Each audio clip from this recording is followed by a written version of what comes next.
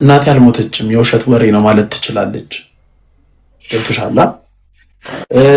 እናትየዋም እስከማውቃት በጣም በጣም በጣም ይሄ በአንዳንድ ነገር ምስኪን የሆነች ሴት እንጂ ይህን ያህል ሜስ ውስጥ የምትገባ ወይ ስሟ ሲጠፋ ሞተች ምናምን ሲባል ዝም ብላ የምትቀመጥ አይነት እናት አይደለችም። ካልታገተች ወይ የሆነ ነገር ካልተደረገች በስተቀር ዮኒ ማኛ ላይ ገብታ እኮ መልእክቷን ያስተላለፈችው 100 ፎሎወር በማይሞላ ፎሎወር ነው።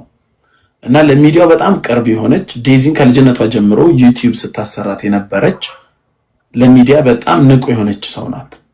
ሞተች ተብሎ የሚወራ ከሆነ ወታ ማውራት ትችላለች፣ አንለስ ካልታገተች በስተቀር። ቀብር ሄጃለሁ ብለሃል፣ ወሬ ነሽ። ከታች የጻፍሽው ራኪ የምትባይ እንዳንቺ አይነት ደነስ ሰዎች ናቸው እዚህ ወሬ እያምታቱ ያሉት። ቀብር ሄድኩ ሚል ማንም ሰው የለም።